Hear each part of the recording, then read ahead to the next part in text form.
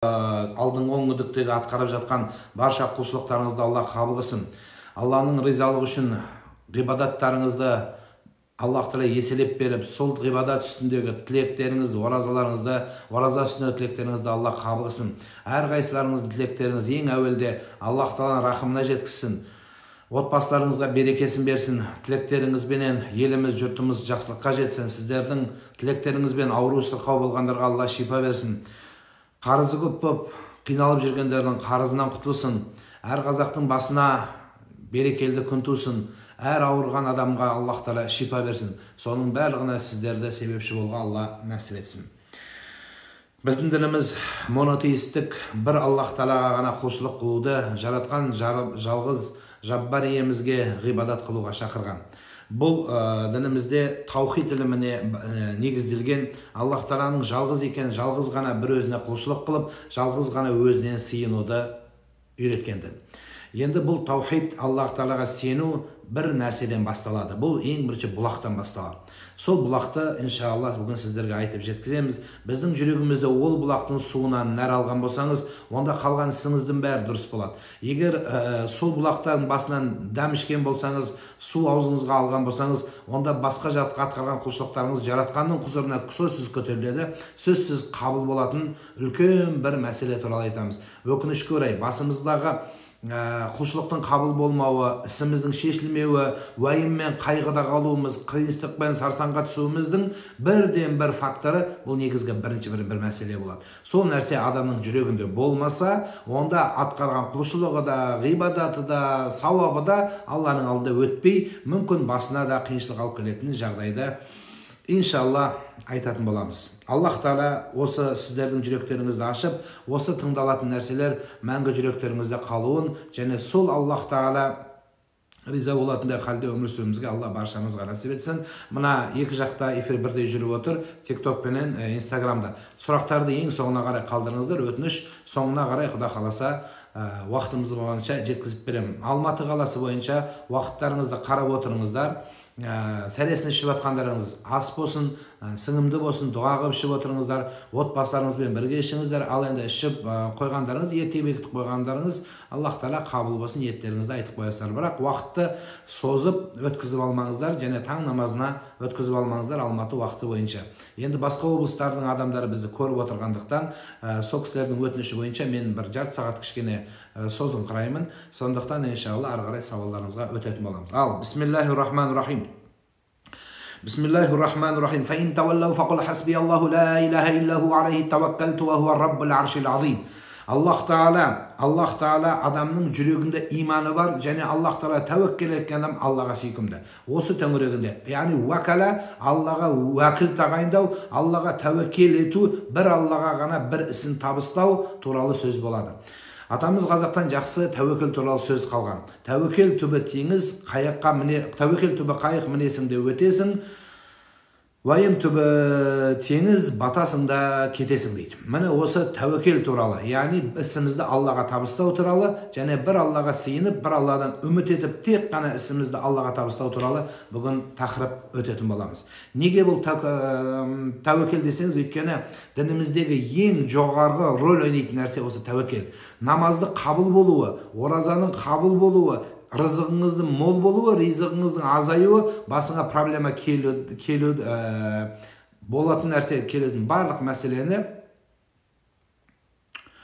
сіздерден өтініш осы нәрсеге назар аударуымыз керек. Өзіндегі бар нәрсеге сеніміз. Енді бүгіннің адамдары жасыратыны жоқ, депутат ағасына, министр көкесіне, туысқан нағашысына, астындағы қымбат мәшінеге, оның шипованный дөңгелегіне сеніп, немесе базарда дүкенім бар, контейнерім бар, сатып жіберем, мен күнім қиналмайым деп сенген нәрсесі сол болып қалды. Шариғатымыз не дейді? Шариғатымыз бір Аллаға сыйынуды, бір Аллаға тәуекел етуді шақырады. Енді бұл туралы біз уақиғаларға тоқталып, Салих Аллаға сенген, жүрегінде Аллах Тағалаға иманы бар адамдар ғана, Аллаға жүректері байланған адамдар ғана тәуекел етеді. Неге? Өйткені Аллах Тағала Құранда «Фаин таваккалту фаһуа раббул аршил азим». Аллах әлемнің аршының иесі болған, бүкіл дүниенің иесі болған Аллаға олардың жүректері байланады деді. Аллаға тәуекел етеді деп, тәуекел етушілерді Аллах Тағала Құранда ұлықтады, Аллах Құранда мақтады.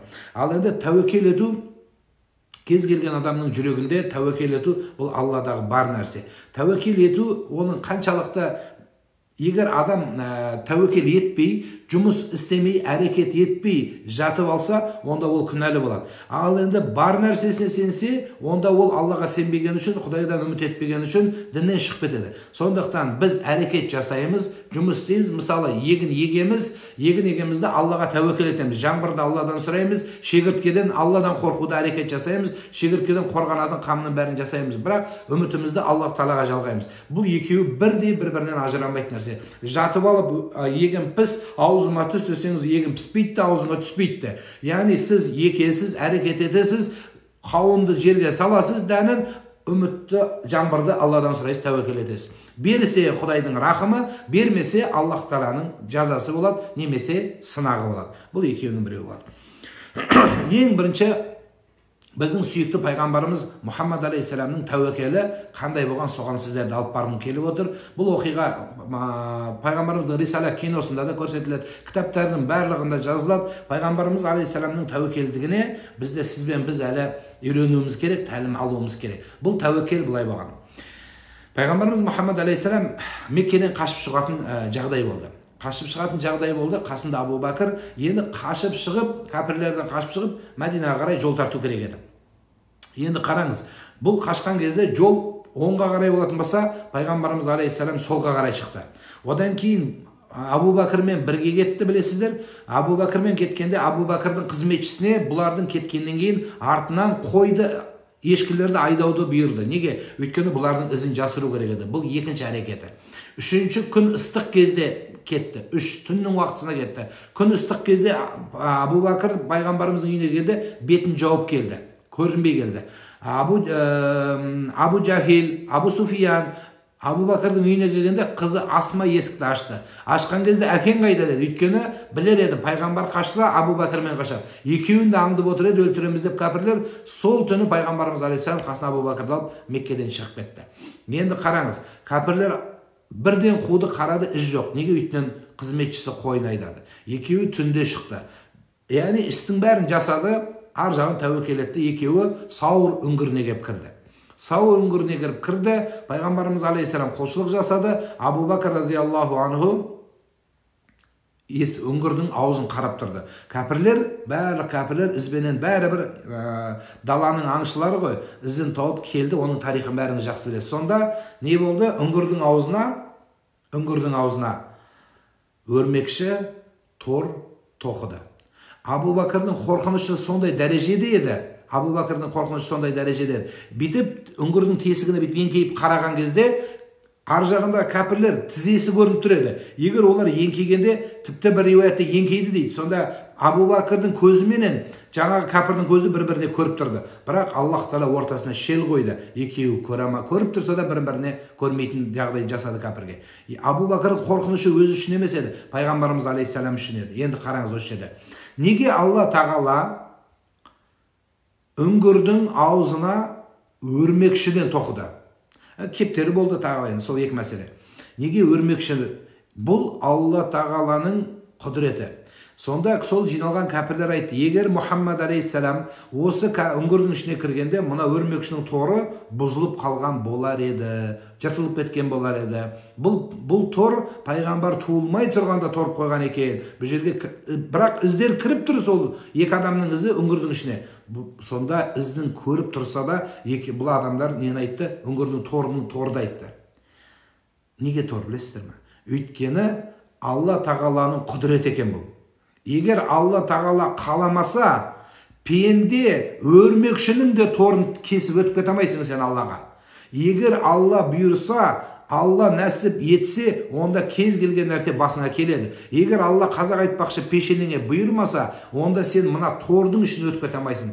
Қалқанды қойыңыз. Сол үшін атамыз қазақ айтқан, Соф Аллайяр бабамыз айтқан, Аллаға тәуекел ету пендені не талқанға, не қалқанға мұқтаж қылмайды деген. Не талқанға мұқтаж қылмайды, не қалқанға мұқтаж қылмайды деген. Яғни Аллах Тағала өз панасына алады деп сөзсіз кәміл сендіріп кеткен. Міне сондықтан құрметті бауырлар, ағайындар, Алла Субханала Тағалаға тәуекелді болуымызға Аллах Тағала баршамызға нәсіп етсін. Енді ары қарай қараңыздар. Пайғамбарымыз алейхиссалату вассалам себебін жасады. Яғни құр жатып алып былай кете берейік деп кете берген жоқ. Яғни әрекетін жасады, іздерін жасырды, күн ыстық кезде шықты, ешкімге айтпады, жолын жапты. Тіпті Абу Бәкір пайғамбарымыздың жүріп келе жатқанда тізесіменен іздерін тұқымның үстіне жауып тастады. Өйткені іздер қалар еді ғой. Осындай Аллах Тағалаға тәуекел етсеңің, Аллах Тағала Құранда Кахф сүресінде құстарды мысал келтіріп сізбен бізге айтады. Сендер Аллаға тәуекел етсеңдер, сендердің рызық нәсібелеріңді құстар сияқты қылам дейді. Қай жерден көріп едіңіз? Қарға мына жағына жемін салып, әбеттегі тамағын салып. Оны қойыңыз. Баязид Бастами рахматуллахи алейхидің бір риуаяты бар, қиссасы.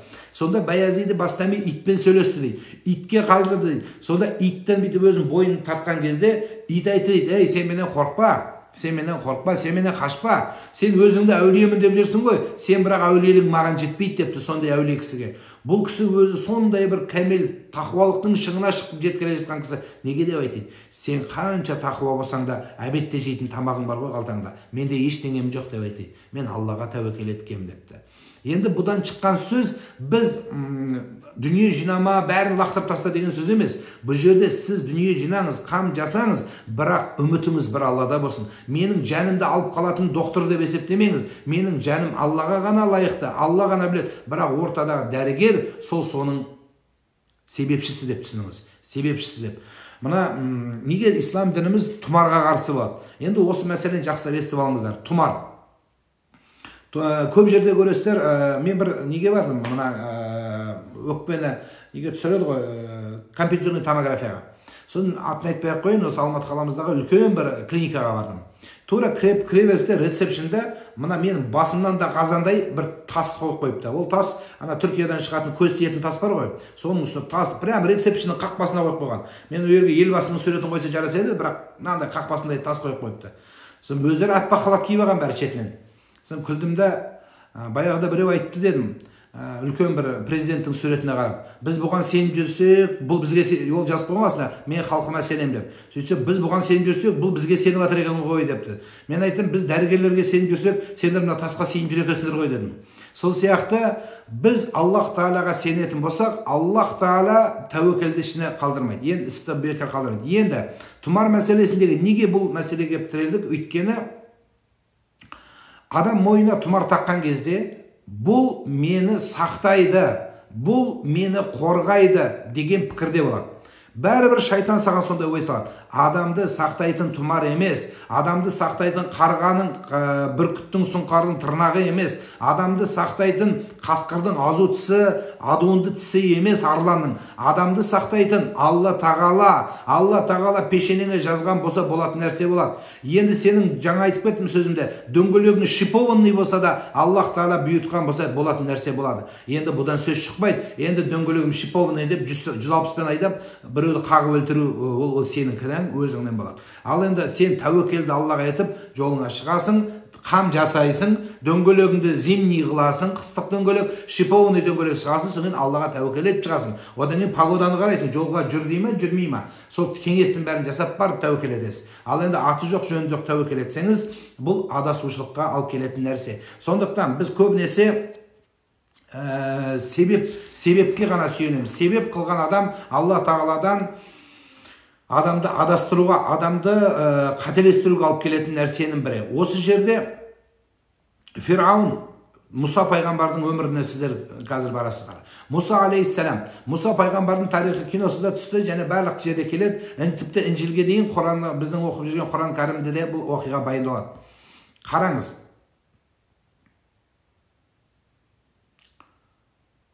Мұса пайғамбар, Фирғауын, сол дәуірдегі Фирғауын болған, Фирғауын деген сол әрінің басшысы, әмірі, мен құдаймын деген кісі. Мұса алейхиссалам ол дәуірде туылған сәби бала. Енді Фирғауын түс көреді, түсінде бір бала бәрін қиратып, басында тағын жұлып түсіретіндігін көрді, бір бала туылатын көрді, төс шорушылар жауап берді, бүгін түнде бір бала дүниеге келеді. Ол бала сені тақтан құлатып ісіңді тоқтататын болады деді. Сонда бұл не істеді? Бүкіл бүгін түнде туылатын ұл балалардың бәрін өлтіріңдер деді. Патшаның бір ауыз сөзі, оның үстіне Құдай бәрін қырды, қан судай ақты. Енді Алла тағала сақтайым деген Мұса пайғамбар анасы не істеді? Баланы алды да құндақта орап тұрып, бір корзина сияқты бір ыдысқа салды да құтыға сол салып суға Ніл дариясына тастады. Ніл дариясы Алланың құдіреті, бала ағып келіп тұрып, тура Фирғауынның үйіндегі сеткаға келіп тоқтап, ол сеткада Фирғауынның әйелі Әсия анамыз күтіп алып, сол Әсия анамыз баланы жақсы көріп, Фирғауын кесе жұмыстан еркек балалардың бәрін өлтіріп, үйде кішкентай бала ғана тұр екен. Алла тағала өлтірем деп қанша баланы қырып тастаса, өзінің басына алатын, тағынан кетіретін бала Фирғауынның қолтығының астында өсіп шықты. Бұл бәрін өлтірем деді, бірақ Алла сізбен бізге құдіретін көрсетті. Нені? Мен қаламасам еш нәрсе болады. Мен қаласам, сенің тағыңды алатын адам сенің тура аяғыңның астынан өсіп шығады деді. Айтқандай солай болды. Бұл өмір сонымен аяқталды. Сол үйде өсіп, Аллах Тағала сол тағдырды басына алып келді. Енді Ибрахим алейхиссаламға тағы өтейік. Ибрахим алейхиссаламның дәуірінде Ибрахим алейхиссаламға сынақ өте көп болды. Құрандағы ең ұлы 6 пайғамбар айтылады. Соның біреуі Мұса, соның біреуі Ибрахим алейхиссалам және Иса алейхиссалам. Осы пайғамбарлардың өмірлерінен және біздің ата-бабаларымыздың өмірлерінен сіздерге мысал келтіретін боламыз. Осы иншалла осы сөзден сіздер көп мәселе алатын боласыздар. Ибрахим пайғамбарды отқа тастады. 17 жастағы бала. 17 жастағы бала еді Ибрахим алейхиссалам сол кезде пайғамбарлықты алған кезде. Аллах Тағалаға құлшылық қылуға шақырды. Патша, мен Құдаймын деген патша 17 жастағы баланың сөзін тыңдай ма? Дереу әскерге бұйырды, отын жинаңдар да бұны өртеп жүргенде бұны естігім келмейді деді. Сонда Ибрахим алейхиссаламды өртеу үшін сондай отындар жиналды дейді. Мына сол үлкен ағаштар жиналғанда, енді кішкене қиссаны кеңітіп, сіздерге осы жерде кеңітіп берейін. Бүкіл аң, құс барлығын, адамға бай сүйгені құстардың бәрі, аңдардың барлығына артты, үстіне ағаш артты өртеу үшін. Барлық аң тасымай қойды. Тек қана қашар малы тасыды, сол үшін Аллах Тағала сол қашардан тұқым бермеді деп айтылады кітаптарда. Енді сондай үлкен отын жиналды. Аллах Тағала бұлар жаққан кезде отынның сондай үлкендігі дейді, үстіне құстар ұшамай қалды. Енді қараңыз, сол жақты Мұсаны енді отқа лақтыру үшін отқа жақындау керек қой. Жақындай алатындай дәрежеде лебістік еді. Сонда ең бірінші адамзат тарихындағы мынау бір жағын басқан кездегі екінші жағы көтеріліп кететін катапульта деген нәрсені сол кезде ойлап тапты. Мына жағына Ибрахим алейхиссалам байлады да, мына жағын басқан кезде Ибрахим алейхиссалам тура отқа қарай ұшты. Бұл Алланың анық пайғамбары, жүрегі Аллаға хасбуналла, 100% Аллаға байланған пайғамбар еді. Сол күйде отқан күйде ұшып баратқан кезде не болды? Қасына дереу Жебірейіл періште келді. Жебірейіл періште көріп тұр, отқа түсетіні анық, өлетіні анық, Ибрахим алейхиссалам өртенетіні анық болып тұр. Отқа жақындай алмаған кезде Алла субханала ва тағала отқа ұшып бара жатқан кезде Жебірейіл сұрады, бір нәрсе керек па саған деді. Жәрдем берейін бе деді. Сөйтіп еді, иманы жүрегінде толық болған Ибрахим алейхиссалам, сенен бе деді. Сенен жәрдем керек жоқ маған деді. Маған Аллахтан жәрдем керек деді, Раббым Құдайымнан деді. Бірақ Алла маған не керек екенін өзі біледі деді. Ол айтпасам да біліп тұр деді. Сөйтіп отқа түскен кезде Аллах Тағала отқа бұйырды, бұл Ибрахимді енді сен өртеме деді. Айтқандай Ибрахим алейхиссалам отқа түсті, өртенбеді, от күйдірмеді, енді ол басқа тарих. Осы кезде бір мәселе, тағы бір осы жерден бір үлкен не шығады, бір мағына шығады. Қарлығаш, қазақ құрметтеген қарлығаш. Сол Ибрахимді отқа тастағанда қарлығаш үстіне аузына су алып, сол оттың үстіне алыстан шаша бастады дейді. Бүкіл құс, қарға, сауысқан бәрі күлді. Сонда сауысқан тұрып айтты дейді. Ей, сауысқан қарлығаш, мынау оттың үлкені, мынау сенің аузыңдағы кішкентай бір тамшыда толмайтын суды неге лақтырып тұрсың? Оның бәрі өшпейді ғой дегенде, өшпейтінін білем депті. Өшпейтінін білем, анық білем.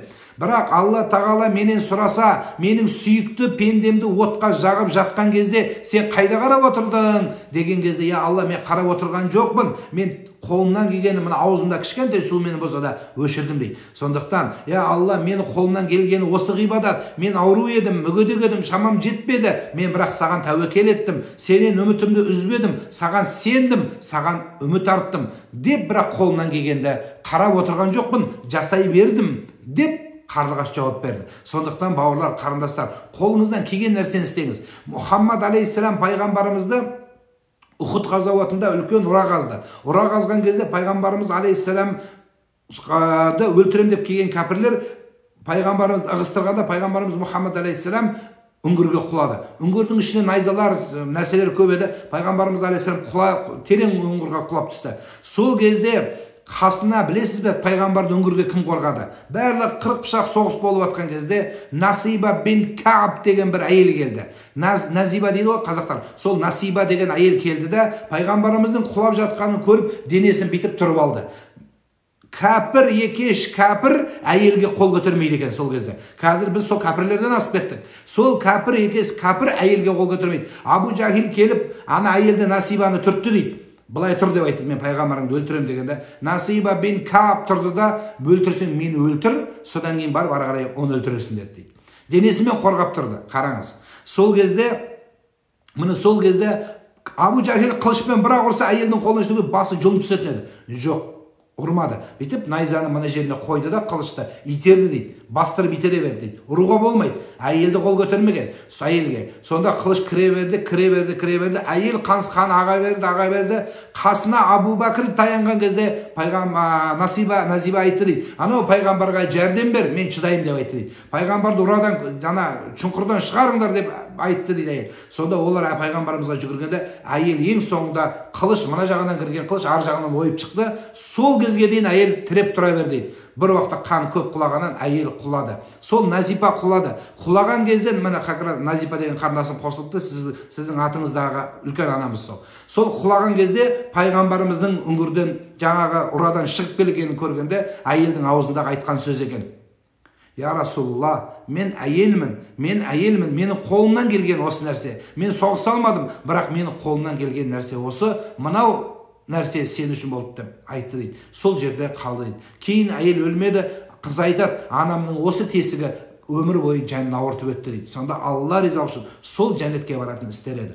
Сондықтан сіз қолыңыздан келген пайғамбарымыз алейхиссалам Омар разиаллаху анху бір соғысқа шыққанда халифа бір әйел келіп ұзын шашын кесіп берген екен. Не үшін? Мен бара алмаймын. Мен сенімен бірге елімді, жерімді, дінімді қорғай алмаймын. Бірақ менің қолымнан келгені мына менің шашым ұзын шаш еді дейді. 1,5-2 метрге жететін шаш еді дейді. Осы шашым ең болмаса сенің бір шырбыңа, бір жібіңе, бір кәпірді қылқындыруға, бір елді қорғауға, әйтеуір бір нәрсеге жаратасың деп бүйтіп тұрып кесіп берді дейді. Омар разиаллаху анху алып ат нені былай қойған кезде жоқ, атқа байлап қойшы деп айтады. Атыңнан қалып қалмасын деп. Сонда аттың үстіне сол әйелдің шашы байланды дейді. Міне сол шаш көп мәселе шешіп сол бір соғыста үлкен жеңіс алып келді деген риуаят айтылады. Сондықтан Аллах Тағалаға тәуекел еткен адамның, тағы да айтам, Аллах Тағала күні не талқанға, не қалқанға мұқтаж қылмайды. Сол үшін болар сіз бен біздің ұлы бабаларымыз бір Аллахтың атымен кел балалар оқылық деп, бір Аллаға сеніп, бір Аллаға тәуекел етуді бұйырды. Сол Ибрахим пайғамбар алейхиссалам түс көрді. Түсінде Аллах Тағаланың әміріменен баласы Исмайылды, қазіргі біз Мекке деп айтып жүрген жердің аты бұрын Бәкка болған. Бәкка. Сол Бәккаға Алланың әмірімен баласын және Хажар анамызды апарып тастау бұйрығын алады. Сөйтіп сөйлемей сол Бәккеге әкеп тастайды. Ол кезде қып-қызыл құм, не ел жоқ, не жұрт жоқ, не су жоқ, ештеңе жоқ жерге екі таудың ортасына Бәкка деген жер бар еді, сол жерге әкеп тастады. Сөйтіп тастап түйесімен бұрылып кетіп баратқанда Хажар анамыз Ибрахимнің етегін тартып, әй қожайын, мына жерге не бізге тастап баратсың, кімге тастап баратсың деді. Алла саған осылай бұйырып тұр ма деді. Сонда Ибрахим алейхиссалам, Алла бұйырып тұр деді. Хаспуналла, онда маған Алла жеткілікті. Алла маған жеткілікті. Егер Алла мені осылай осы жерге апарып тастады деп бұйырған болса, Алла бізді тастамайды ешқашан деп ол сол жерде тәуекел етті. Кейін оның тарихын жақсы білесіздер. Екі таудың ортасына жүгіргенде зәмзәм су шықты. Атақты сіздер ішіп жүрген зәмзәм су тәуекел еткен әйелдің, Аллаға тәуекел еткен анамыздың тәуекеліменен ақты. Сол тәуекелімен аққан су қияметке дейін ағатын болады. Сол бала көтере алмаған әйелдердің тілегі сол судан көтеріледі. Денсаулығы болмаған адамдардың денсаулығы, ілімі болмағандардың ілімі, тәуекелі жоқтардың тәуекелі, сол су Аллаға шын тәуекел ет. Соны бисмилля деп ішсеңіз, сол Ибрахим алейхиссаламның жұбайы болған Хажар анамыз Аллаға тәуекел етіп, Сафа, Маруа деген екі таудың ортасына жүгіргенде, сол зәм-зәм суды Аллах Тағала берді. Неге? Тәуекел етті Аллаға. Міне сондықтан тәуекел еткен адамның Аллах Тағала өмірінде келешегінде ашық қояды. Енді Аллах Тағала тәуекел етсеңіз, барлық мәселеңіз Аллах Тағаланың алдында өз орныменен шешіледі. Егер сахабалар айтады, Хасбуналлаху ва ни'мал вакил, ни'мал маула ва ни'мал масир. Аллах Тағала менің мәулам, менің ием, менің тәңірім. Абдулла Зубайр ибн Алауам деген пайғамбарымыздың үлкен атақты 10 сахабасы, жәннетпен сүйіншіленген 10 сахабаның біреуі Зубайр ибн Алауам еді. Зубайр ибн Алауам деген сахаба қайтыс болғанда баласы Абдулланы шақырды. Абдуллаға айтты: балам, мен өмірім таяды, сезіп тұрмын. Мен өліп қалсам, мойнымда біраз қарызым бар деді. Сен сол қарызым көп сияқты, сен соны төле деді. Мен арғы дүниеде қиналмайын деді. Сонда бала: қанша әке қарызың бар дегенде біраз сумманы айтты. Бала қиналып қалды, өйткені ондай ақша балада жоқ еді. Сонда өліп бара жатқан Зубайр ибн Алауам бойы өте ұзын болған сахаба еді. Сол айтты дейді балама: әй балам, менің қарызымды төлеуде қиналсаң, Мәулаға сыйлды, Мәуладан сұра деп айтады. Мәула жәрдем береді деп. Мәулам менің деп айтады. Мәула деген арабтарда, енді олар Раб, Иләх, Тәңір деді. Тәңір деп біз Құдай деген сияқты, енді бұл жерде ием деген сөзді қолданды. Менің ием деген сөз. Содан кейін бала сұрады, иеңіз кім еді сіздің депті. Ием Алла деп айтты. Содан кейін әкесі қайтыс болды. Баланың қарыздары жаба бастады. Шамасы жетпегенде: ей, әкемнің, Зубайырдың иесі, мәуласы, маған жәрдем бер, әкем қарызын жабайын дегенде қарыздар жабылар еді дейді. Сол ислам тарихындағы ең үлкен халифаның біреуі, атақты ұлы халифаның біреуі, басшылардың біреуі Омар бин Абдул-Азиз. Омар бин Абдул-Азиздің әділеттігі, Омар бин Абдул-Азиздің кереметтігіне барлық кітаптарда, барлық риуаяттарда келеді. Сол Омар бин Абдул-Азиз қайтыс болатын кезде өзінің баласы да көп еді, немерелері де көп еді, сондай керемет патша болды. Әділеттігі шексіз болды. Өзі тарихта ең атақты Хулафаи Рашидин 4 патша айтылады, соның 5-ші болып Омар бин Абдул-Азиз келеді. Бірақ оның дәуірі сәл кейін болады. Кейін болса да осыны 5-ші келіп қосады ислам тарихында. Өйткені оның әділеттігі шексіз болды. Міне осы Омар бин Абдул-Азиз қайтыс болатын кезде, ауырып жатқан кезде қасында ғана жендеттері, уәзірлері бүйтіп кеңес берді. Сізге дейінгі патшалар, халифалар балаларына ел, мемлекет, жер, дүние, мал, мүлік тастап бара жатыр. Сенің де бала шаған көп, 17 балаң бар. Осы балаға бір әсер тастап кетпейсің ба деп айтты дейді. Сонда ауырып, қиналып кетейін деп жатқан Омар бин Абдул-Азиз айтты: балаларымды шақырыңдаршы деп айтты. Кірді, әрқайсысына өсиет айтты. Аллаға сенуді, Аллаға тәуекел етуді, одан кейін тұрып құлшылықтарды ұмытпауды, бәрі қысқасы әділеттігін бәрін табыстады да, бәрін бір тиын бермей бәрін шығарып салды. Бір тиын бермей бәрін шығарып салды. Сонда кейінірек ғұламалар айтады, имам Захабидің кітабында келеді, бүкіл Омар бин Абдул-Азиздің кедей бұқара болған балалары дейді, Құдай соларға сондай дәулет берді дейді. Сол дәулеттен ол бұрынғы патшалардың балалары бұлардан кеп қарыз алатын еді.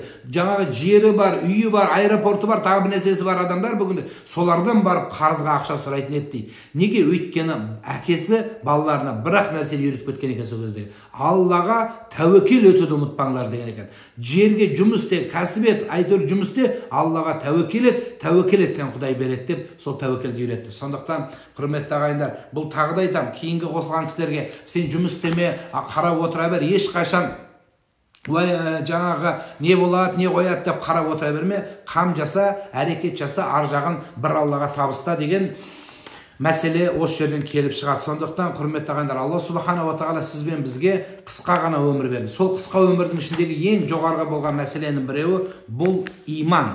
Иман екеуі, иман тәуеккелмен ғана алға басады. Неге? Тәуеккел таухидқа барып байланады, Алланың бір жалғыздығына сыйыну. Егер адамның бір жаңағы айтқан тұмарға сеніп, басқа бір нәрсеге сенсе, онда бұның ісі бітеді. Сол жаңаға тұмарға сенген, мойнына бір сенген адам бәрібір мені тұмарым сақта дейді. Бәріңіз куәсіздер. Машинаның алдында жаңа түркістанский, одан кейін барып мекканский, одан кейін барып арыстан бабский тәспih ілгендер. Содан кейін бір жағдай болып қалса, мен өзім естігем, мені мына Түркістаннан келген тәспih сақтады, мені мынау Меккеден келген тәспih сақтады деген сөз бар. Хазірет Омар бір риуаятта Абу Бәкір дейді, Меккедегі қаратас Қағбаға айтқан, қарап тұрып айтқан сөзі бар. Сен қаратас Қағба, маған өмір бермейсің, маған нәсібе бермейсің, менің жанымды алмайсың, маған береке бермейсің, барлығын беретін Алла.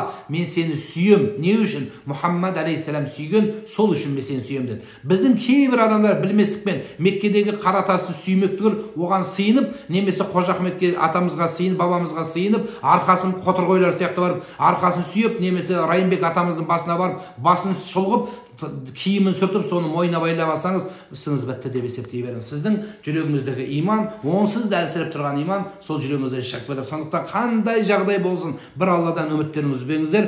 Біздің халқымыз тұрған кезде не айтты? Қатты қиналғанда, біреумен ұрысқанда, әділеттікті аңсағанда, мен сені Райымбекке табыстадым демейді, мен сені Бәленбайға табыстадым дейді, мен сені Аллаға табыстадым дейді. Ұрысқан кезде де бір Құдай көріп тұр деп айтамыз, бір Құдай көріп тұр дейміз. Неге басқа әулиелерді айтпаймыз? Өйткені Аллах көріп тұр дейміз. Сондықтан құрметті ағайындар, Алла субханала тағала бір Аллаға тәуекел етсеңіз, Аллах тағала барлығына тіпті Мұхаммад алейхиссалам қайтыс болғанда Хазірет Омар қылышын алып пайғамбарды өлді дегендер басын шабамын дегенде біздің ұлы бабамыз Абу Бәкір тұрып алып мән кәне яғбуду Мұхаммадан фаиннаху қад мат, кім Мұхаммед пайғамбарға сыйынған болса біліп алыңдар, фаиннаху қад мат, шын мәнінде өлді де қалды деді. Кім мән кәне яғбудуллаха Аллаху хайюл қайюм, кім Аллаға сыйынған болса Аллах тағала мәңгі өлмейді, мәңгі болады, қияметке дейін болады. Қияметтің де иесі сол болады деді. Аллах тағала ешқашан өлмейді деді. Сондықтан Аллах тағалаға тәуекел ету бұл бірінші орындағы болған нәрсе. Адамзаттың екінші атасы Нұх пайғамбар. Нұх пайғамбардың баласы кәпір болды. Баласын көріп, кемеге мін, топан суға қаласың дегенде бала айтты, жоқ әке деді. Мен деді, қорқпа деді. Анау биік таудың үстіне шығам деді. Су тауға барамайды ол деді, қанша күшті су болса деді. Сөйтіп ол Құдайға, Ибрахим алейхиссалам қайыққа сенген жоқ. Нұх алейхиссалам Аллаға сеніп тұр. Қайық себеп еді, Алланың бұйырғаны. Енді бала Аллаға сенбеген бала неге сенді? Тауға сенді. Мен де таудың үстіне шығам деді. Сонда таудың үстіне шыққанда тауды да су басты да бала өлді де қалды. Енді сол кезде 16 адамға айтты. 16 адам сөзден бөлініп шықты да айтты, ей Нұх деді, ей Нұх пайғамбар деді. Сен деді басты қатырма деді. Біз деді мынандай бір таудың шетінен үңгір қазамыз деді. Үңгірдің ішіне 16-мыз тығыламыз, тамағымызды аламыз, бәрін аламыз. Біз сол қақпақ жасаймыз, жақсы деді, су өтпейтін герметичный деді. Жаңағы резинкаменен деді. Сондай қылып жасаймыз, су біткенше соның ішінде жатамыз үңгірде, су біткеннен қақпақты ашамыз, шығып кетеміз деді. Сен қорықпа деді.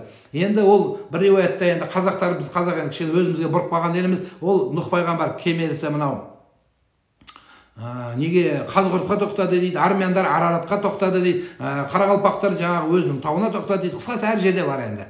Жарайды, бопты. Бізге ол қай жерде тоқтағаны маңызды емес, бізге тоқтаған енді сол 16 адам жасырынды. Нұх алейхиссалам кемеге мінді де кетті. Сонда Алла тағалаға сенбей, Алла тағалаға тәуеккел етпей адамдар үңгірге тығылғанда Аллах тағала не жіберді білесіз бе? Бір кесел жіберді. 16-ның біреуінің зәрі тоқтамай қойды дейді. Іші өте берді, зәрі тоқтамады, кіші дәреті. Үңгірдің іші толды дейді. Сонда Аллах тағала елдің бәрі су бітіп тартылып, мына төбеге тығылып еді деп ашып қараса, ішінен зәр ағып кеткен екен. Неге? Өйткені біз судан өлмейміз дегендерді Аллах тағала өз зәріне өздерін батырып өлді. Сондықтан біз бұл бір мысал. Сондықтан құрметті, сіз сенген нәрсеңізден азабыңыз болып қалуы мүмкін. Мен контейнерім бар, менің бутигім бар, менің нағашым бар, генералым бар, менің полковнигім бар деп сенген адам, сол полковниктен таяқ жейсің. Мен балам бар дегендер. Ал енді сізді балаға бір бауырларыңызға бір бұрып берейін. Құдай тағала бір оқиғаны есіме салып кетті. Юсуф алейхиссалам. Юсуф алейхиссаламның 11 бауыры болды. 11 ағасы болды. 11 бұлар, өзіңіз ойлаңызшы. Қандай күшті. 11-де еркек, 11-де жігіт, бәрі керемет, гүлдеп тұрған жігіттер. Ең кішісі Юсуф алейхиссалам. Юсуф алейхиссалам бәрі ағасына, сенді әкесінен бұлар қызғанып, Юсуфты құдыққа тастады. Сонда құдыққа тастап өлімге тастаған кезде Юсуф алейхиссалам 11 ағасына қарады да күлді. Ағалары сұрады, не күліп тұрсың деді. Сен өлейін деп тұрсың ба, не күліп тұрсың деді. Мен Құдайға емес, сендерге сеніп едім деді. Мен Құдайға емес, сіздерге сөйтіп едім, басыма бәле сендерден келді деді. Сондықтан біз сенген адамымызға барамызда, бір күні бір қиыншылық болғанда не сұраймыз бар? Ақша сұраймыз, жәрдем сұраймыз, сонда сол саған жәрдем бермейді, беремейді. Аллах тағала бердірмейді оған.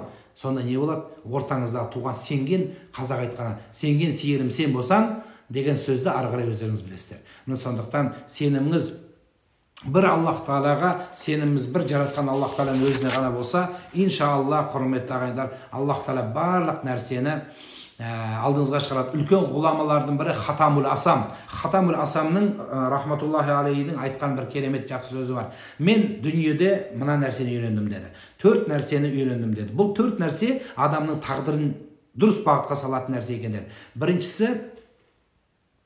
Біріншісі ризығым, егер менің нәсібім маған бұйырса, онда бұл ризықты ешкім тартып алмайтынына көзім жетті деді. Қазақ айтады, бұйырған кетпейді, артынан қуған жетпейді дейді. Яғни бұйырған болса, бұл саған кетпейді ешқашан. Ал енді бұйырмаған болса, онда ештеңе алмайсыз. Бір оқиға осы жерде, бір кеңітіп, тағы бір сіздерді көңілдеріңізді алып өтейін. Мынау мен бір жақсы бір бауырымыз бар еді. Өзі жаңылмасам 5 қызы бар ма, 6 қызы бар. 5-6 қызы бар. Bir күні қарасам, кішкене 100 грамдатып, көшеде ләйліп жүр екен. Қажеке, ассалаумағалейкум. Не болды? Жеңгеңізді неге түсірді музейге? Музейге түсіріп едім, ішіндегі бала перзенті ұл деп айтты. Енді соған қуып ләйліп жүргенім ғой деді. Мен айттым, сен ләйлің дұрыс болмады, бұл ләйлағаның дедім. Не дедім? Бұл әлі дүниеге шықпаған, ананың құрсағында болған, бұл әлі буыны қатпағанды, сен неге бұлай жасадың дегенім сол еді. Әй, береді ғой, ішіне түскен нәрсе қайда кетеді, қажа кетеді. Сөйтіп кетті, өтірік айтпасам, 1 айға жетпеді ме, 10-15 күнде жылап кеп тұр. Не болды? Ішіндегі бала өлі туылды деді. Ішіндегі бала өлі туылды деді. Сондықтан сіз Құдайға ғана сеніңіз. Анаған, мынаған сене бермеңіз. Аллах Тағала сол өмірді сол. Енді рызық нәсібе бір Құдайдан болады деп түсінемін. Екіншісі сенің амалыңды деді. Менің істейтінім, мысалы, оразамды, намазымды менен басқа ешкім істей алмайды екен деді. Сіз қазір әкем үшін намаз оқимын десеңіз, намазыңыз қабыл болмайды. Дәл қазір Рамазан айында әкем үшін ораза ұстаймын десеңіз, бұл өтпейді. Рамазаннан кейін қазаларыңызды өтеп, оның өзін Алла үшін ұстайсыз да, сауабын ғана бағыштайсыз. Рамазанды тікелей өз ол үшін ұстай алмайсыз. Алла үшін, өзіңіз үшін ұстайсыз. Оның сауабын ғана бағыштайсыз. Қазіргі ұстаған оразаларыңызды да сауабын сыйлай аласыз. Бұл ықтиярыңыз. Ары қарай, үшіншісі, үйренген нәрсем Хатамул Асамның айтқаны. Өлім, ажал ескертусіз келеді екен. Алдын ала хабар бермейді екен. Дайындалыңдар деп айтпайды екен. Ойламаған жерден кіріп келеді екен. Осыны түсіндім деді. Және Алладан жасырына алмайтынымды білдім деді. Қай жерде болсам да Раббым Аллах Тағала менімен бірге екеніне көзім жетті деді. Сондықтан, құрметті бауырлар, Аллах Тағалаға тәуекел еткен пенденің ісі оң болады, ісі жөн болады. Аллах Тағала жақсылыққа жетеді. Мынау кейбір адамдардың, бәріміз айтамыз ғой, мынандай бір ереже бар екен. Егер адам бүгінгі күнімен, өткен күнімен мақтанса, қазір естейсіздер ғой бәріңіз.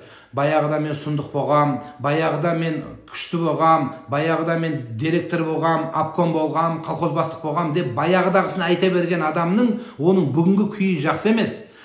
Кімде кімнің қасына отырып алып тұрып, баяғыда осындай болғам, мен баяғыда сондай болғам десе, оның бүгінгі күні жақсы емес дейді, ғалымдар айтады. Егер бүгінгі күнімен мақтанса адам дейді, оның келешегі жақсы болмайды дейді. Қазір анау 7 атасының пешенесінде болмаған миллиардтың иесі болып жүргендер бар ғой. Миллиардтың иесі болып жүргендер. Солардың барлығы біліп алыңыздар, Аллах Тағала сынағымен берді. Мына Алматы қаласының кісілер, ауыздарыңызды бекіте беріңіздер, уақыттарыңыз болды. Мен жарты сағатқа кішкене созам, содан кейін таң намазын оқимыз иншалла. Сондықтан Аллах Тағала Айюб алейхиссалам, сол ереже бар. Яғни бұл жердегі әңгіме бүгінгі күнімен мақтанғанның Аллах Тағала келешегін қиыншылыққа апарып қояды. Неге? Өйткені ол тәкаппарлық, Құдайды ұмытқандық, мастанғандыққа апарып алып келеді. Ары қарай Аюб алейхиссаламның пайғамбарлығы. Аюб алейхиссалам өміріне кіргім деп тұрған жоқ, ол ұзақ тақырып.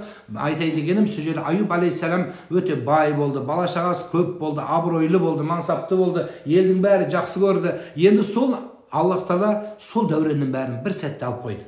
Елдің бәрі келді: ей Аюб, сен керемет едің, күшті едің, ғажап едің, не болды мынаның бәрі деген кезде, мен Алланың берген дүниесіне сыйынған жоқпын, мен оған күйінген жоқпын, мен Аллах Тағалаға ғана тәуекел еттім. Алла өзі берді, Алла өзі алды деп жауап берді.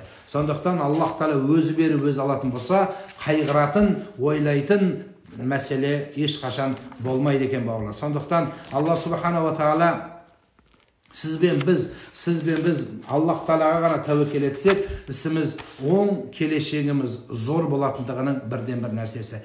Қайғыңыз көп па? Аллаға неге тәуекел етпейсіз? Қарызыңыз көп па? Неге Аллаға тәуекел етпейсіз? Балаң тіліңді алмай ма? Неге Аллаға тәуекел етіп сұрамайсыз? Перзентің жоқ па? Неге Аллаға тәуекел етпейсіз? Қарызыңыз былай емес, былай асып кетті ма? Неге Аллаға тәуекел етпейсіз? Сіз ойлайсыз, мынадан алам, мынаған жабам, мынаған алам, мынаған ешқашан алып жабамайсыз. Өмірің сонымен өтеді. Мынадан алып, мынаған жауып, мынадан біреуге жағынып, біреуге жалпаңдап, біреуге жағынып, біреуге сортаңдап өтетін күн болады. Неге? Өйткені Алла Тағалаға тәуекел етпегендіктен, үмітін ең соңғы тошқысын Құдайға табыстамағандықтан, мен әрекет етіп жатырмын, я Алла, қарызым көп, істің еңем, соның жемісін, соны көретін жақсылығын маған сен бер деп Аллаға тәуекел етсеңіздер, Аллах Тағала тәуекел етуші. فَإِن تَوَلَّوْا فَقُلْ حَسْبِيَ اللَّهُ لَا إِلَهَ إِلَّا هُوَ عَلَيْهِ تَوَكَّلْتُ وَهُوَ الرَّبُّ الْعَرْشِ الْعَظِيمِ. Жүректеріне Аллаға махаббаты бар адам ғана тәуекел ете алады. Аллах Тағалаға жүрекке махаббатыңыз бар ма? Құдайға тәуекел ете беріңіз. Жаңағы сөзім басында қазақтың ұлы сөзін келтіріп бердім. Тәуекел түбі қайық, мінесің де өтесің. Уайым түбі теңіз, батасың да кетесің дейді. Аллаға тәуекел етіңіз. Я Алла, мен тәуекел етем, мен сенен сұрадым. Бірақ әрекетін жасаңыз. Тәуекел етпей етіп алып, мен Құдайға табыстап қойдым, мен де өз білгеніңіз істеген. Болмайды. Хасан Басридің бір шәкірті алдына келді. Келді да бір ғажайып нәрсені айтып берді. Айтты, жолда келе жатсам, бір ұяны көрдім, құстың ұясын деді. Сол ұяға бүйтіп қарасам деді, басымды көтеріп. Ішінде бір үлкен құс тұр екен, құстың қанаты жоқ, көзі соқыр, шамайды екен. Соған қарасам, аспанда қарға сол құсқа соқырдың аузына тамақ тастап кетеді екен. Анау бүйтіп иісін сезіп жейді екен. Ол өлмей жатқанына таң қалды деді де айтты. Мен де Құдайға осылай тәуекел етемін, тамақ ішпей, жұмыс істемей, ештеңе қылмай 24 сағат намазымды оқып жата берсем, Құдай мені асырайды. Мен сол жаңағы қолы жоқ, аяғы жоқ құстан тәлім алдым дегенде, Хасан Басридің айтқан ғажайып сөзі бар. Сен өзіңді нағып инвалид құсқа теңеп жатсың, сен нағып ана аспандағы құсқа теңемейсің өзіңді деді. Сен ана ұшып жүргенге теңемейсің. Сондықтан өзіңізді жоғарыға теңеңіз, жоғарыға алыңыз да Аллаға тәуекел етіңіз. Сондықтан, құрметті ағайындар, Алла Субхана ва Тағала сіздерді бір Алланың өзіне тәуекел етуге шақырамын. Аллах Тағалаға тәуекел етсеңіз, істеңіз, кәсіп етіңіз, бисмилля деп бастаңыз, Аллаға сеніп, ар жағын тәуекелді. Я Алла, саған тәуекел еттім. Қазақтан белімді байладым саған дейді ғой, тәуекел еттім дейді. Сонда талқанға да, қалқанға да мұқтаж болмайсыз. Ана Аллаға тәуекел етіп, мына бір оқиға тағы да Аллахтан есіме салып, мынау Аллаға тәуекел еткен әйелі мен екеуі бір неге шығады, бір сапарға шығады. Кішігірім қайыққа мінеді. Теңізде толқын басталады. Толқын басталған кезде, енді әйелдің кішкене білесіздер ғой, енді шып-жың болады, әйелдер кішкене жаңағы нервнилау, эмоциялау болады. Жаңағы теңіз бетіп толқи бастағанда, әйел дір-дір етіп екі шетін ұстап, күйеуі спокойно отыр дейді, бескекті басып отырса, әйел ашуланып еркекке тістей бастапты. Ой, мына бір ескі қайықты алып апсың, адам сияқты қайық алсаң қайтетін еді, дұрыстау самолетке ұшса қайтар еді дегендей, сөйтіп экономдадың деп ұрыса бастаған кезде, тыныш отырған еркек отырса, әйелі, ей, нағымен болмаса бір тыныш отырсың, бір кішкене переживание бетіңде көрінбейді ғой десе, күйеу айтады дейді, мен Аллаға тәуекел етіп шықтым депті. Сөйткенде әйел тағы қоймағанда, еркек ұзын қанжары пышағы бар ғой, пышағын шығарып алып, әйелге бүйтіп жақындатыпты. Қазір басын шабам дегендей. Сөйтсе әйел қарқылдап күліп жіберіпті. Сөйтсе, неге күліп жатсың депті әйеліне. Әйелі, өй, сен менің жанымсың ғой, сен менің күйеуімсің ғой, сен мені өлтіресің ба, сен маған жамандық жасамайсың, мені жақсы көресің ғой депті, мен де сені жақсы көремін ғой депті. Сонда еркектің қалаған осы сөзі екен. Бүйтіп айтады, көрдің ба деп айтады, сен жақсы көрген күйеуің саған жамандық жасамайтындығына сенімің толық нық депті. Мен де Құдайымды жақсы көрем, мына толқыннан мені аман есен алып өтеді мені Құдайым деген екен. Сондықтан сіздің сол кісіден ақ тәлім алайықпыз. Яғни сіз сүйген Алла сізді тәуекелмен алып өтеді иншалла. Сондықтан сенгеніңіз туысыңыз, сенгеніңіз балаңыз, қазақ айтпақшы, сенгеніңіз емес, сыйынғаныңыз күшті болсын. Сыйынғаныңыз Алла болсын. Сыйынғаныңыз Алла болса, иншалла барлығы оң болады. Аллах Тағала отбасыларыңызға амандық берсін. Жүректеріңіздің, имандарыңыздың басында тәуекел тұрсын. Алла береке берсін. Ертеңгі тақырып баршаларыңызды шақырам, үлкен бір тақырыпты қозғайтын боламыз. Ата-ана, содан кейін отбасы, отбасыдан кейін әйел, енді хит тақырыптардың біреуі ене келін, күйеу бала ата-ана, содан ары қарай сиқыр тақырыбы және оразаның ар жағы өтіп кете береміз иншалла. Енді Аллах Тағала баршаларыңызға риза болсын. Эфирді сақтап қоямын, инстаграмнан көретін боласыздар. Ал енді сауалдарыңызға бірер минут жауап берейік.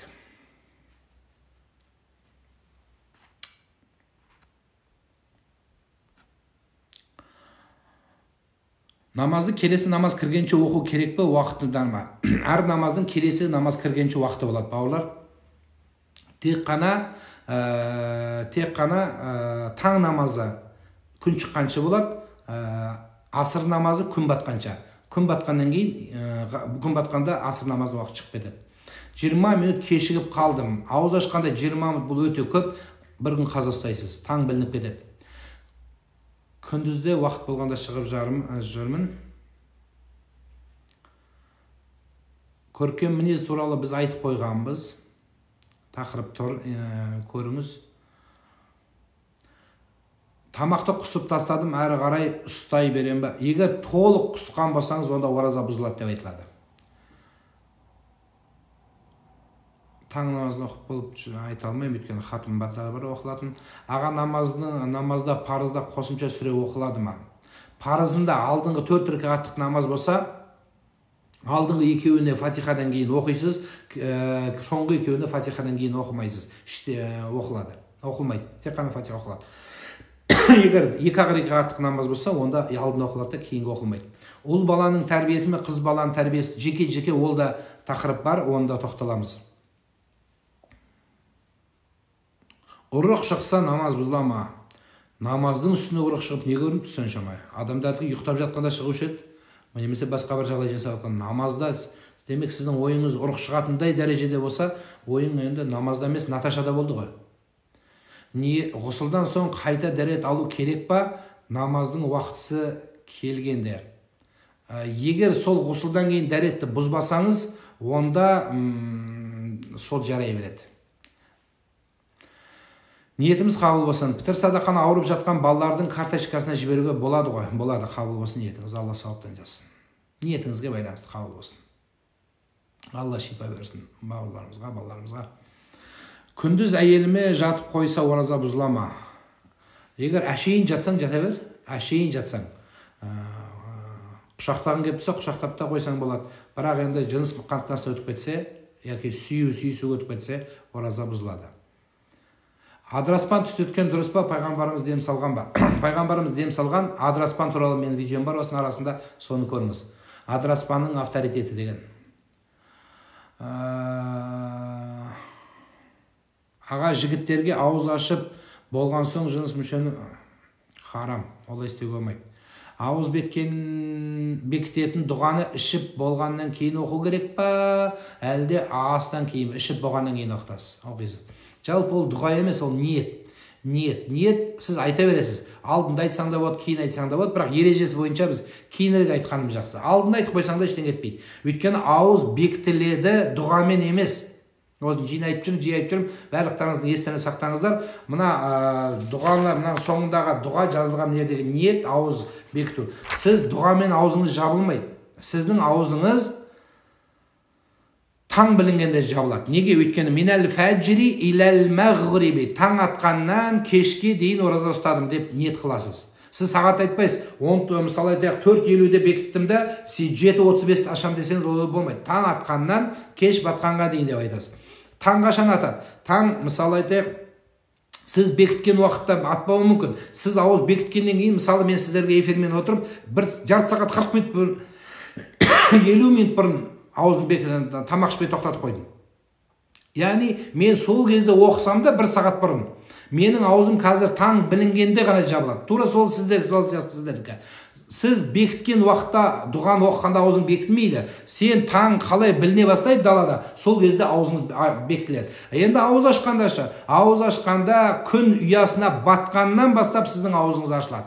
Сіз жаңағы тура ауыз ашқанда тамақпен аузыңызды ашпайсыз. Сіздің уже аузыңыз ашық. Күн батты ма, аузың ашық. Енді сені құрма жейсің ба, су ішесің ба, тұз жейсің ба, кока-кола ішесің ба, өзің білесің. Бірақ енді сүннет бойынша, дәстүр бойынша құрма су ішетін әдетіміз солай. Таспихты деген сөзіңіз шығар. Таспихты дәретсіз машинада жүргенде тартуға бола ма? Таспих мәселесі былай бауырлар. Таспих тартқан жақсы, дұрыс нәрсе. Ешкім оған талас жоқ. Бірақ таспихты ең бірінші мына жаңа тәуекелге қайталып келем. Таспихты мойнына тағып алып, машинада тағып қойып, тағайда тағып қойғандар бар. Анау өзге бір мұсылман мемлекеттің патшасы бар, мойнына тағып алған. Сол сияқты оның бір тиынға керегі жоқ. Таспы тартатын болсаңыз, сіз Аллаға сеніңіз. Одан кейін таспыны алып, сүйіп, бейтіп, үстін айландырып, қолтығын астына бейтіп, үстіне ысқылаған бәрі дұрыс емес, ширк күпір болады. Тастың қасиеті жоқ. Мейлі қай жақтан келсе, о жақтан келсін. Мейлі Қағбаның үстінен түсіріп алыңыз. Мейлі Меккенің бас имамыныкін алып алыңыз, ол таспыға сиынушы болмаңыз. Сіздің сиынғаныңыз, сұрағаныңыз бірінші бір Алла болсын. Ал екінші таспы тартқың кеп тұрса, таспыны отырып алып үйде тартыңыз. Екінші, оны көшеде жүріп, мақтанып, автобустың ішіне тартып, жасы айтқан таксидің ішіне тартсаңыз, көрсетпей тартыңыз. Бейтіп қолың қалтаңа сақ қойда, қолыңды қалтаңа бейтіп салып алып, пистолетің бар сияқты. Сол пистолетпен бейтіп ішіне тарта бер болды, ешкім көрмесін. Біздікілер бейтіп қолына тартып алып, өз сөйлесіп отырады, қол былай. Қалай, құдағилар келіп кетті ма? Солай болды ма? Екі сөзі бір, пенсия қанша болды, мынау қанша болды, мынау ауылда таспы. Бұл дінді масқаралау, ислам иманмен ойнау болады. Тартатын болсаң, есікті құлтап алып, түнде отырып, Алланы мақтай бер. Одан кейін таспының планы жоқ. Алла тағала пайғамбарымыз план қоймаған. 75 мың рет айту керек, 128 мың рет айту керек, 7777 миллион рет айту керек деген әңгіме жоқ. Қанша айта аласыз, сонша айта беріңіз. План жоқ. Совет үкіметінің 22-ші партсъездің жаңағы планы жоқ. Сондай план жоқ. Айтқанша айтарсыз. Аллах тағала қанша көп айтсаңыз, сонша көп лайықты, одан да көпке лайықты біздің иеміз, Тәңіріміз. Оразада бады қай уақытта ішуге болады? Кешке ауыз ашқаннан ішесіз. Ауыз ашқанда құрмамен ашқан дұрыс па, сумен ашқан дұрыс па? Екеуін бір бер. Бірінші құрма же, сумен іш, құрма же, екеуімен іше бер. Күшті болады. Тоқ боласың бір жағы. Өзіңіз білесіз. Болмаса екеуімен басқа бір нәрсе іше бересіз.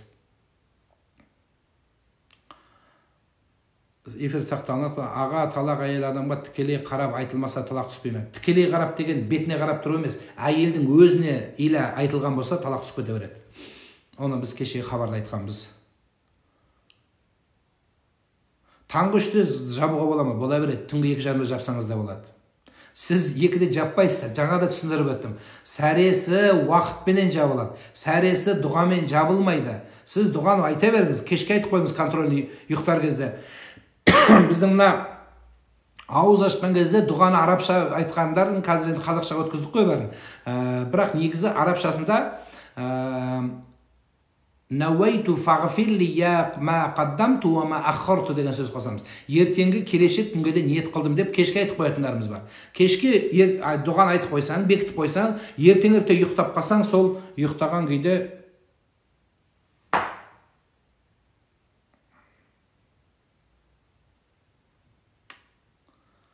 ұйықтаған күйде кетеді.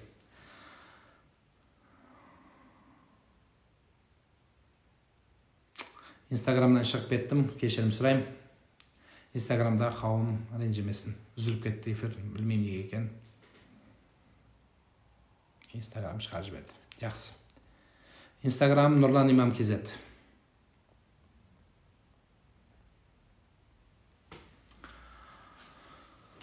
Жақсы.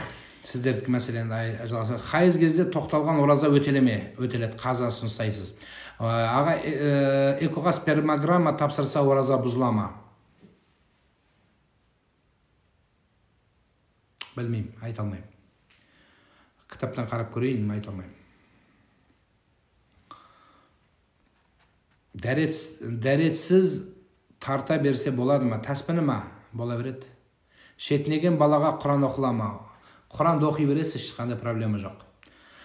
Укол салуға бола ма? Болады. Заттарды жинада кет құрысын десе талақ түсе ме? Ажырасу ниетімен айтса бір байын талақ түседі. Раджаи талақ болады, артынан кет деп 2 рет айтса байын талақ болады, орталасы бұзылып кетеді. Вакцина алса ораза бұзылмайды. Ұйықтап жатқанда ауыз бекітілген болса, ұрық бөлінсе қазасын оқыса бола ма? Жоқ. Оразаны ұстап кете бересіз, ғұсыл алып шомыласыз. Ауыз бекіткен кезде суды бірінші ішема или артынан ішема? Алдынан да іш, артынан да іш, жақсы болады. Су ішкен жақсы болады. Бірақ маңызды емес ол. 2 минут кешігіп бекітсе ештеңе болмайды. Өлген адамға Фатиха Ықылас оқылмайды деген рас па? Жалпы өлген адамға мына Құран оқылады деген қате. Любой сүрені оқи бересіз. Бірі біздің халқымыздың жаттауға тіліне ыңғайлысы Фатиха менен Ықылас, көбінесе соны оқитын себебіміз сол. Ойбай аға дейді, қашан кірсең эфирдесің? Енді Алла ризалығы үшін отырам. Әйтпесе әдейі құссаңыз бұзылады, дұрыс. Үтір намазы қазаға бола ма? Әлбетте қаза болады, өтейсіз, өтемі бар. Балам 12-де ораза ұстап жүр, қабыл болсын, намаз оқысы келеді, қабыл болсын, машалла. Біреулер ерте дейді, ойыңыз. Алла біледі, кімнің тағдыры қанша оқытыңыз. 12 жаста балаңыз керемет, иманды, салихалы, үлкен, дана азамат болсын, иманды намазы оны көресіз, жақсылыққа тәрбиелейді, иншалла. Бетін қайтармаңыз, ұстаңыз, қуат болыңыз, сіз қайта жәрдем беріңіз, дем беріңіз балаңызға. Алла разы болсын. Сәресіде ұйықтап қалса, ниет етіп ұстай бересіз. Кешке дейін жалғасты. 14-темін ораза ұстадым, шүкір қабыл болсын, 9 күн болды. Алхамдулилля, айналайын. Ауызға қақырық келе берді, жұта беріңіз қақырықты. Таң намазының уақытысы болды, бауырлар. Айып етпеңіздер, жақсы эфир болды. Алла риза болсын. Тек қана Инстаграмнан сақтай алмадым, бірақ Нұрлан Имам KZ-ге кірсеңіздер жақсы. Енді мына TikTokта болған эфирді сонда көшіруге тырысамыз. Ассаламу алейкум рахматуллахи ва баракату. Күндеріңіз берекеге толсын, оразаларыңыз қабыл болсын.